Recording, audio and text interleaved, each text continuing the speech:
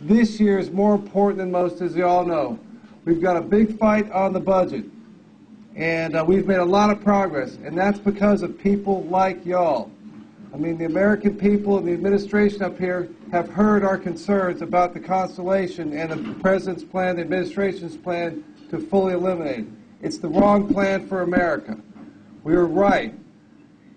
National security implications, good jobs, the leaders in human spaceflight for over 50 years. We lose them, they're gone. I want to say it's good to be here with so many supporters of the space program in Texas and across this great land. It, you know, after 50 years of celebrating the anniversary of NASA and 40 years since the first moon landing, it seems quite a shame to me that here we are that the President's proposed a budget which will force NASA to abandon its historic role in human space exploration. We are not going to give up our dominance in space to a bunch of bureaucrats who think it costs too much. We are going to make sure that we do everything possible to make sure America, NASA, and all the related businesses involved with NASA stay constantly in space. We are not going to hitch a ride with the Russians and the Chinese to get to space. Manned space flight is a calling, it's a culture, it's a heart and soul of so many people that you cannot interrupt it for 24 months or 36 months and say, well, let's start it over again, let's go get those people and put them back in place. It doesn't work that way. We understand that it's our job.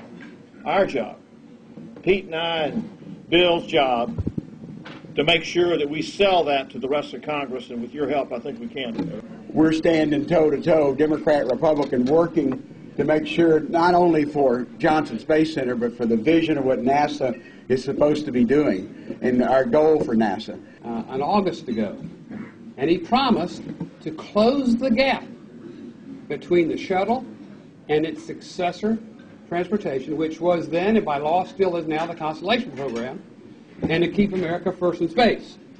Anybody here think he's done that? No. So all we want is for the President to keep his promise. Nothing more, nothing less, and nothing else.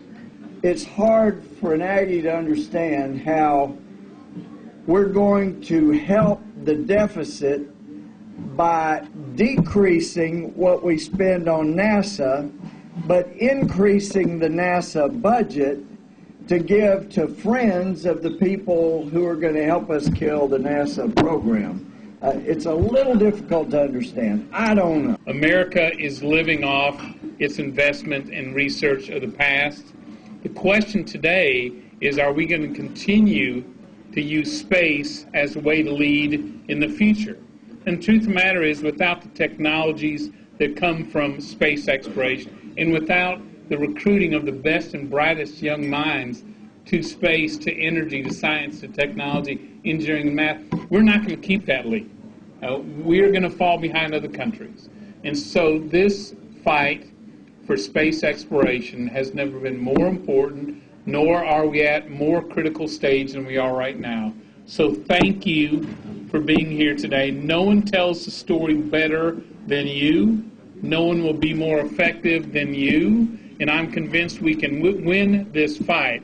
But it's going to take every one of us in this room and more to make sure we prevail. Well, all the way back to the 60s when Kennedy said we're going to put a man on the moon by the end of the decade. No one really thought we were going to do it because they didn't know how to do it. But today we still have those opportunities to invest in the future. But we have to invest today so the future will be there.